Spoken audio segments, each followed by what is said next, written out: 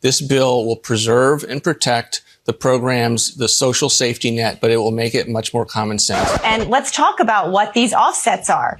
Morally and politically, these are very tough things for many Republicans to defend. Slashing Medicaid, it's not just waste and fraud here. Millions of people who deserve legally to be on Medicaid will get kicked off of their health insurance. When we're talking about the Doge cuts, Elon Musk did not find widespread waste, fraud, and abuse. He did not reach his big 1 trillion number. What he did was get a lot of veterans fired. He shut down USAID, which around the world helps the most vulnerable people. And by the way, you know what country's doing that now that we're not? China. They are filling that vacuum. All right, bear with me for a sec. Just imagine you're Trump, right? Not the best visual, but just for a second. You just got done another 18 costing taxpayers millions. You sat down at the White House with a well-done steak, extra ketchup, flick on the TV to prepare yourself for your nightly rant fest.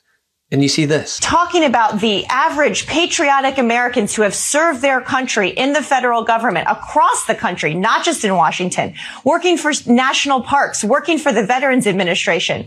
That is a political message Republicans are going to have to continue defending. And that is a very difficult one, Shannon. And that's part of why Elon's leaving. But they're going to have to keep owning that all the way through the midterms. But the thing is, this is indicative of a rather dire weekend for Trump's administration, considering many of his favorite propagandists were raked over the coals across mainstream media for their lies on the deficit. Mr. Speaker, if the big, beautiful bill does add to the debt, will President Trump own that?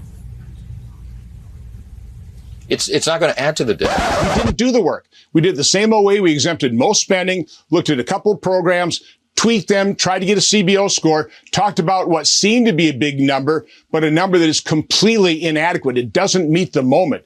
Again, $22 trillion, and that's on the low side, Maria. You've got interest rate risk. That CBO estimate assumes we're going to increase taxes by about $4 trillion. Now, we can argue over, okay, if you increase taxes, they probably wouldn't get that amount. You still have to account for that $4 trillion if you don't increase taxes. So again, we are facing a moment here where we've had an unprecedented level of spending increase from 2019, 58% to over $7 trillion. And it's just, we should have returned to pre-pandemic level spending in 2021. Joe Biden didn't do that. He averaged $1.9 trillion worth of deficits. Obama in his last 4 years averaged $550 billion. I mean, that is, again, you have to put all these numbers. I'm working on a report right now, doing all the work. Hope to have a complete, the 2025 budget reconciliation facts and figures. I hope to hold a hearing within the next couple of weeks, certainly before we take any votes on this. Are you willing to take this so far as to blow up President Trump's agenda and lose the re-election in 2026? Absolutely not. No, I want to see him succeed. But again, my loyalty is to the American people, to my kids and grandkids. We cannot continue to mortgage their future. The transfer of wealth from old people like me to young people is literally immoral. What's been happening, it has to stop. As well as trade negotiations. We showed at the top of this piece, you talking about how you believe we're on the brink of getting many of these trade negotiations secure. Where are we exactly? When will we see an actual agreement? Will we see any this week? I expected that we were going to probably see one perhaps as early as last week. And I think that one of the things that's happened is that the trade team has been focused 100% like a laser beam on the China matter to make sure that there are no supply disruptions because these licenses are coming a little slower than we would like. And so we've been focused like a laser beam on that last week. And the presidents, we expect, will discuss the matter this week. Once that thing's resolved, then we're going to take deals into the Oval that Jameson Greer and Howard Lutnick have negotiated. Before then having to go into this week defending Trump for sharing a post which claimed that Biden is in fact dead and it has been a body double. Easy job, huh? That's right, House Speaker Mike Johnson was doing the rounds on Sunday television trying to defend Donald Trump's sweeping budget proposal. And in this interview on NBC's Meet the Press, his job was to dismiss projections showing that the legislation would add trillions to the national debt. Mr. Speaker, if the big, beautiful bill does add to the debt, will President Trump own that? It's not going to add to the debt. But I can tell you that President Trump is laser focused on two primary things: delivering on his campaign promises and the America First agenda, which is what a record number of 77 million voters, popular votes, requested and demanded and gave us a mandate to do. But he's also concerned, as I am, as Ron Johnson is, as Rand Paul is, as all of us are, about the nation's debt. And he and I talk about this frequently, and he is excited about changing that trajectory. That President Trump, I think, can be the most consequential president of the modern era because he has these opportunities to do these big things. The One Big Beautiful Bill is a big first step to provide relief for the American people, to give everybody more take-home pay, more money in their pocket, and to change the trajectory of the country. And again, it's the first of a number of steps, and President Trump is committed to doing this. However, host Kristen Welker, well, she wasn't having it. She repeatedly pressed Johnson on whether Trump would, quote, own any fiscal consequences of what GOP lawmakers have dubbed the Big Beautiful Bill. Welker cited projections from the Congressional Budget Office, or CBO, that countless Republicans have actually echoed as they tried to pour cold water on this bill, estimating that, yeah, it will skyrocket the deficit. Senator, what do you need to see in this bill to be on board?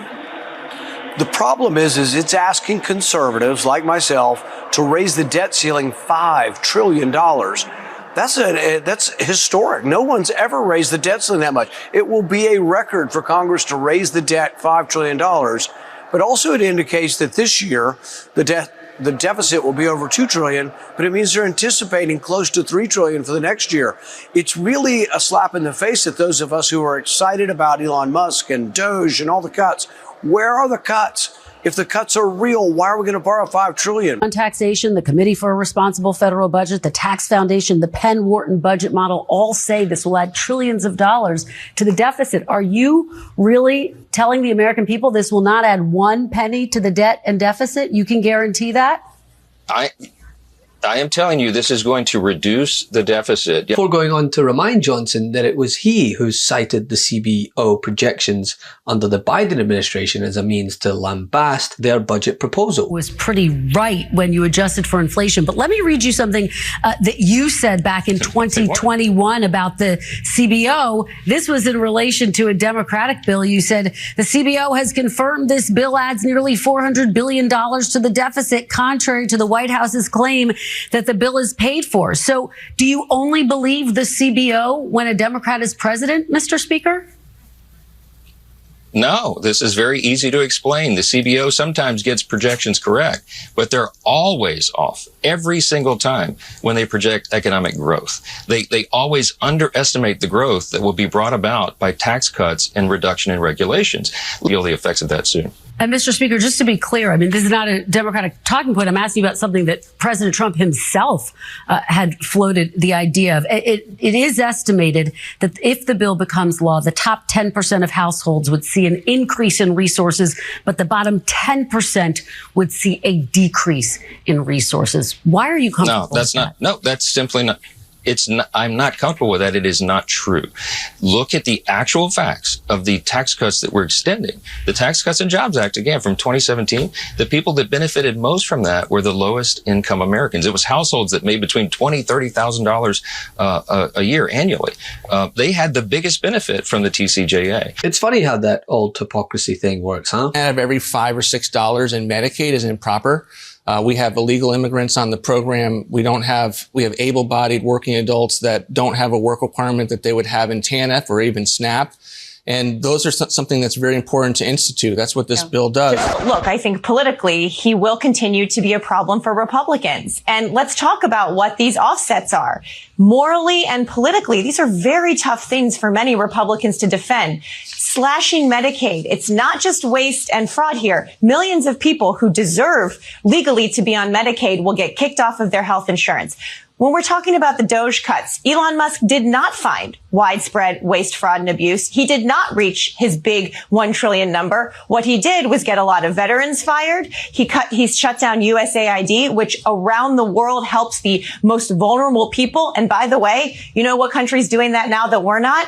China. They are filling that vacuum. So Elon Musk standing up there with a chainsaw talking about the average patriotic Americans who have served their country in the federal government across the country, not just in Washington, working for national parks, working for the Veterans Administration. That is a political message Republicans are going to have to continue defending. And that is a very difficult one, Shannon. And that's part of why Elon's leaving, but they're going to have to keep owning that all the way through the midterm.